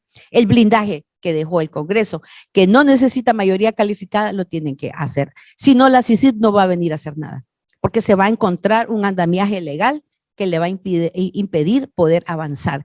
Y creo que en esto la sociedad civil tiene que tener mucha madurez en cuanto a sus expresiones públicas frente a esto. Más allá de salir, digamos, en la corriente de condenar también, de la vindicta pública, es ver qué es lo que hay y apuntar, ¿verdad? Apuntar, como dice uno, al árbol y no, al bosque, perdón, y no al árbol. Y en este caso, decir, bueno, señores, esta es la agenda Bicentenario Anticorrupción. cómo vamos en estas leyes que estamos gestionando. Ahora se ha dicho, digamos, ayer de la Coalición contra la Corrupción, que el Congreso del presidente Redondo creó una comisión especial con algunos diputados para analizar precisamente ese endamiaje y cómo destrabar eso. Está interesante, pero hay cosas que no necesitan mucho estudio. O sea, ya no necesita usted diagnosticar lo que ya está diagnosticado, ¿verdad? Necesita ejecutar y dar señales de confianza antes de los 3 meses, de los 100 días en estas acciones. ¿Para qué? Para generar certidumbre, para generar confianza y esperanza, ¿verdad? De que este país está en una coyuntura que puede apostar a cambios realmente significativos. Yo creo que nadie quiere que fracase este gobierno. Todo el mundo quiere que se haga algo, ¿verdad? Pero que se haga bien y no con los mismos vicios del pasado. Aquí le decía el designado presidencial Narrala, bueno, dice, a la Corte Suprema ya va de salida, pero puede irse antes. Respetemos el proceso, porque todo indica que tampoco va a haber, y ahí es un papel de sociedad civil en la exigencia de la elección de los altos funcionarios, ¿verdad? De segundo grado, porque la elección del procurador nos dejó un mal sabor de que va a ser casi que lo mismo, y que probablemente junta nominadora va a seguir, junta proponente, entonces, ¿dónde va a estar el cambio en la elección? Y cuando a usted le están poniendo que ahora los notarios, algo así, pueden ser notarios, ¿verdad? Cualquiera o rápidamente, ahí se está jugando la Corte. No le quiten, ¿verdad? En eso. Y como le dicen a uno en el periodismo, piensa mal y acertarás. La duda debe seguir al periodista, pero ahí se está jugando. Seguramente algunos de los candidatos a magistrados a la Corte no tienen el cargo de notariado y van a ver cómo les facilitan el proceso. Entonces, ¿qué esperaríamos de las organizaciones de sociedad civil? Más agudeza, ¿verdad? En cuanto a ver, mayor lectura de los procesos, sin tener el riesgo, no solo las organizaciones de sociedad civil, sino también los movimientos sociales de no ser coactados, ¿verdad? En la agenda gubernamental. Con el gobierno, como nos dicen a los periodistas, con el poder, relaciones cordiales pero distantes. Creo que aplica eso también para las organizaciones de sociedad civil, después de la lectura, después de todo lo que pasó en los últimos 12 años, creo que hay que verse interiormente y ser más autocrítico, pero también construir hacia adelante, ¿verdad? Y el papel de la veeduría, yo creo que no se debe renunciar a ese papel de la independencia y los espacios que existen y aprovechar los espacios, ¿verdad? Para avanzar, pero también para decir las cosas como hay que decirlas. Gracias.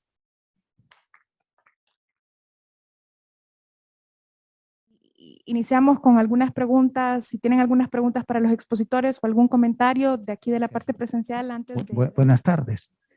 Muchas gracias, Telma y doña Julieta, por dirigirnos en esta reflexión.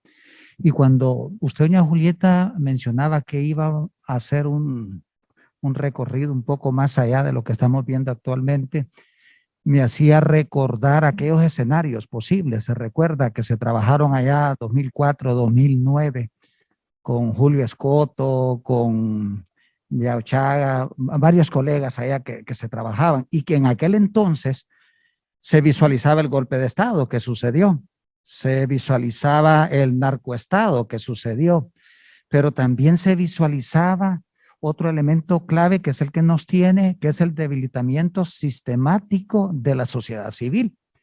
Y hemos visto en este recorrido de más de 16, 18 años, más o menos, cómo muy intencionadamente se ha debilitado la sociedad civil en todas sus expresiones. De una sociedad civil muy cercana, muy alineada, muy acomodada a estas estructuras de poder, de corrupción y de esas falsas representaciones también en muchos casos.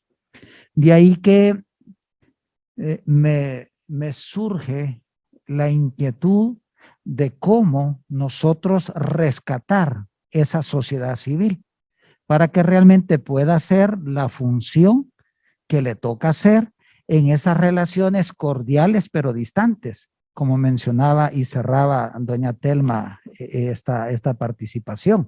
Y por otro lado, recuperarla para poder establecer ese trabajo cercano, pero que a la vez no sustituya la responsabilidad del Estado, como también usted lo mencionaba. Otro elemento que me llamaba mucho la atención, el tema de los migrantes, que y bueno, hoy siguen siendo parte de la economía de este país porque sostienen la economía de este país. Exportamos migrantes para sostener económicamente el país y que hay una tensión por esa conflictividad que se da con el gobierno de Estados Unidos, por lo que implica para ellos. Pero también hay otro elemento crítico que creo que va debilitando más, que es esa fuga de capital social que tenemos en el país. Ya nuestros jóvenes no quieren estar aquí, no quieren vivir aquí, porque aquí no están las oportunidades que se necesitan y estamos teniendo una fuga de un capital social que pudiese contribuir a recuperar el país, pero a la vez también lo estamos perdiendo. ¿Sí? En esa parte yo creo que es bien interesante.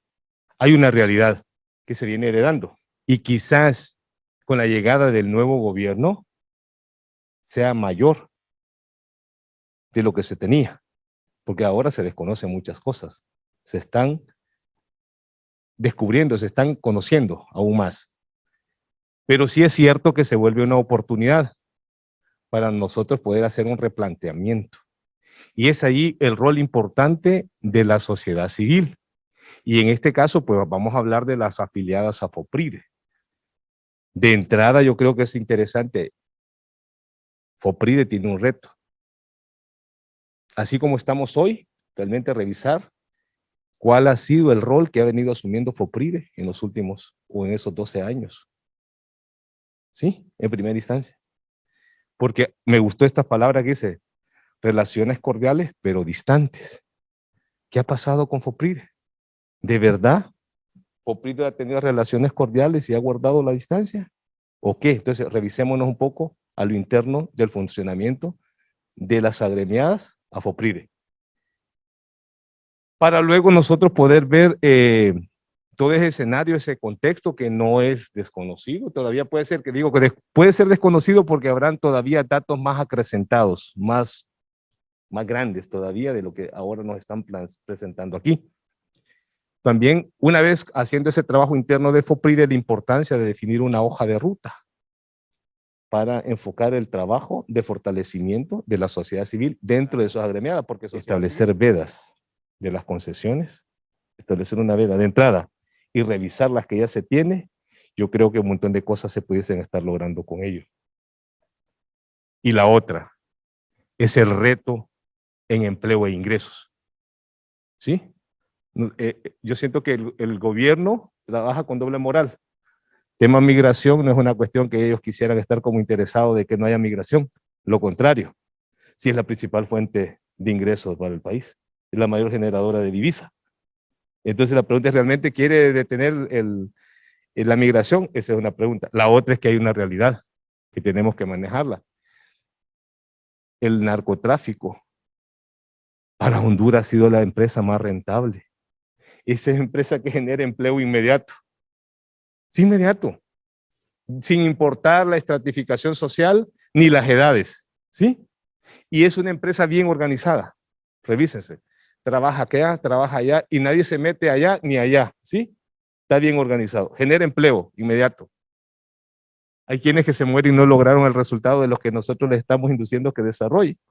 Entonces, como le digo, es un trabajo que sí es cierto, hay mucho, hay una realidad de contexto, llamémosle negativa, desfavorable, pero a la vez se vuelven en la oportunidad que si nosotros realmente logramos esa articulación, podemos hacer un trabajo esperanzador. Creo que además de ser una sociedad fragmentada, somos una sociedad bastante pobre en identidad nacional, muy oportunista, la gran mayoría en extrema pobreza, y eso los políticos lo saben muy bien y lo explotan mucho a favor, ¿verdad? Entonces el reto para nosotros es cómo rescatar esa identidad nacional y cómo trabajarla.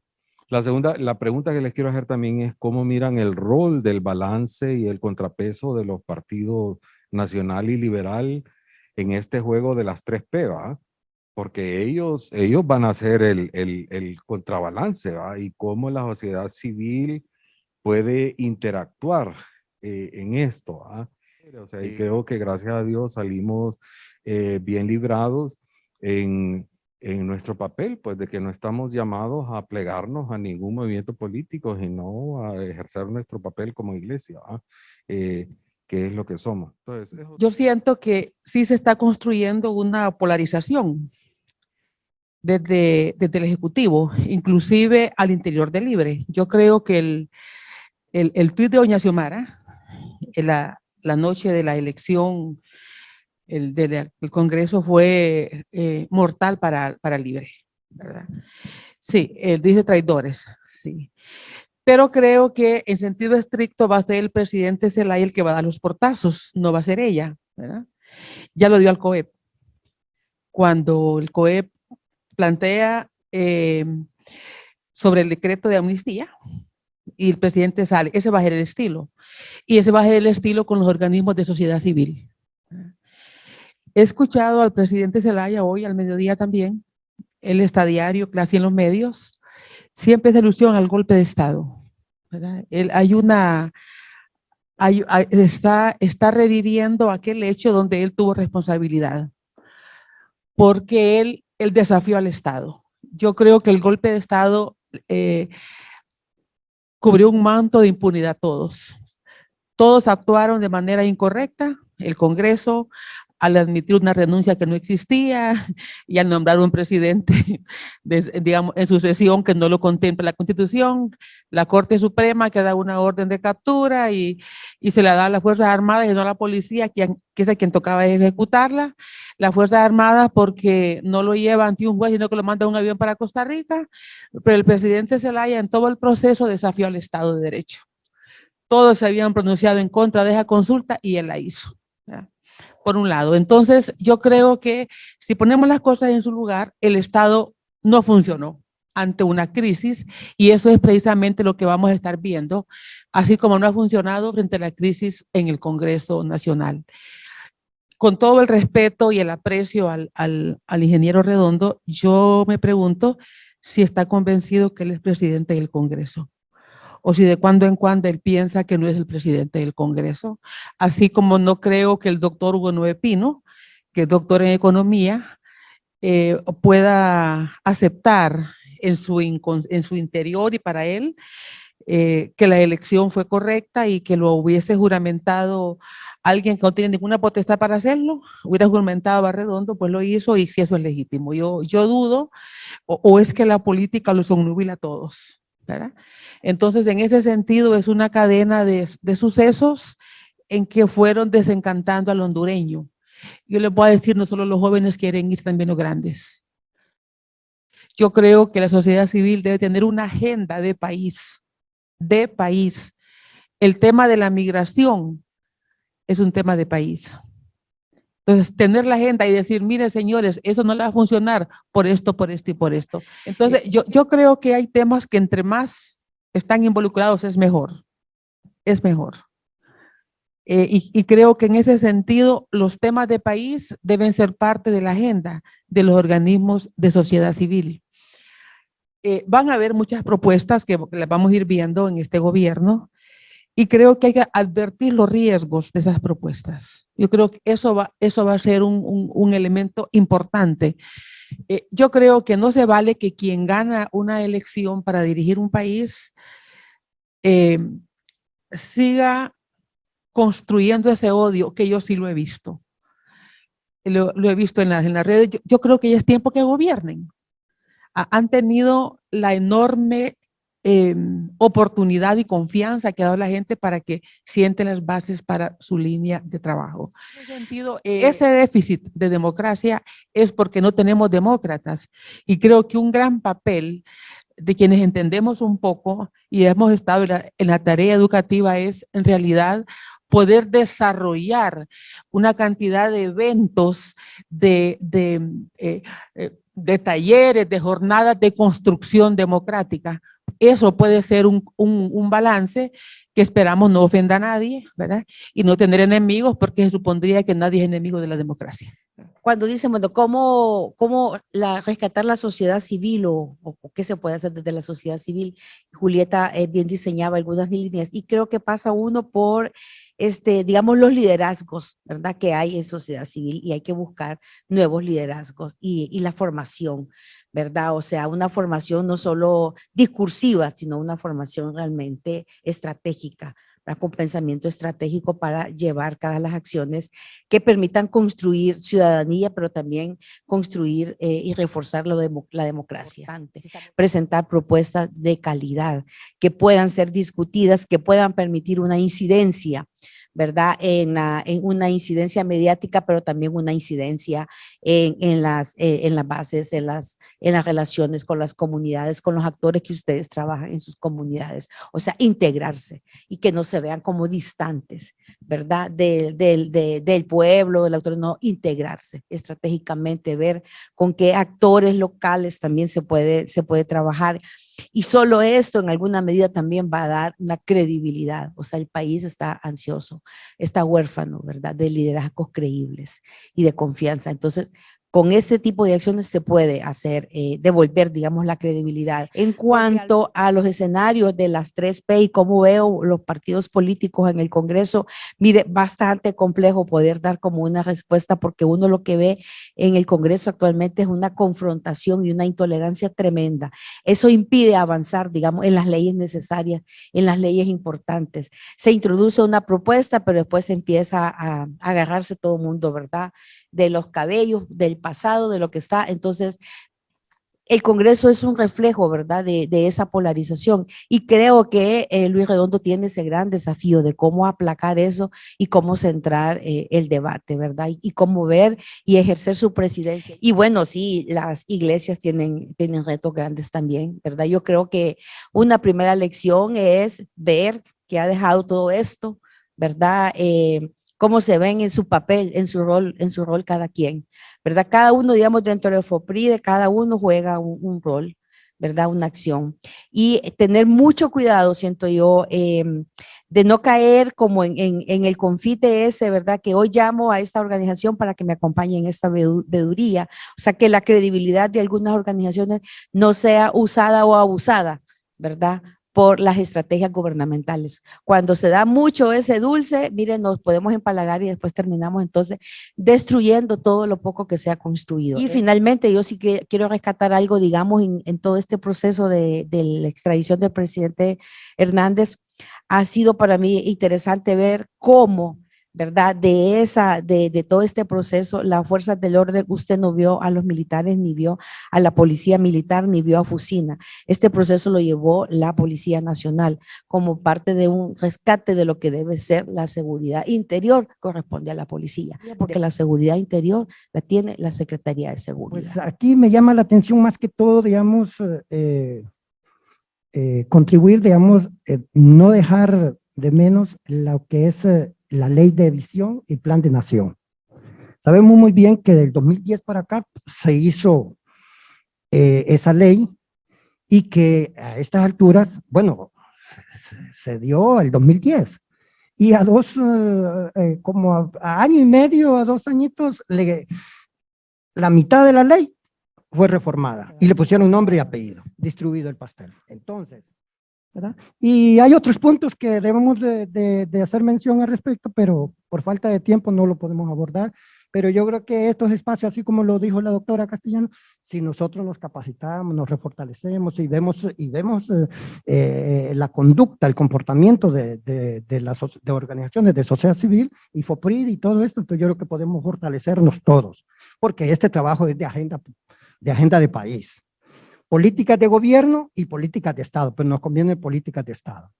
Estaba pensando en algo que tenía pensado plantear y no lo hice en su momento, y tiene que ver el tema de la energía. Miremos la medida populista del no pago de los que consumen menos de 150 kilowatts.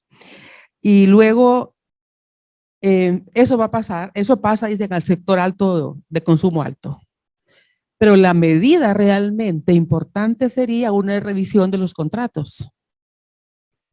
Pero eso no se toca, porque ahí es entrarle con esos grupos de poder que estábamos viendo. Entonces, yo creo que una demanda ciudadana importante sería, porque miren cómo colocan a la clase media. A la clase media le va a caer ese consumo de energía, porque el sector industrial lo va a pasar. Pero cualquiera que diga, cualquiera que se oponga de clase media, va a decir, miren, los egoístas nos van a confrontar. Entonces, y por eso la gente se calla, porque ¿quién va a estar en contra de que pague menos el que menos consume, o que no pague el que menos consume si es los sectores más pobres? Pero ¿a quién se le traslada ese consumo? Va a ser a las capas medias indirectamente, porque directamente va a ser al sector que más consume, como el industrial. Pero nosotros, la demanda debería ser, revisen los contratos, y de ahí debe de salir, porque si no, se siguen enriqueciendo ese sector a costa de nosotros. Entonces, creo que la medida populista está ahí bien clara. El sector que se protege y al sector que se le traslada.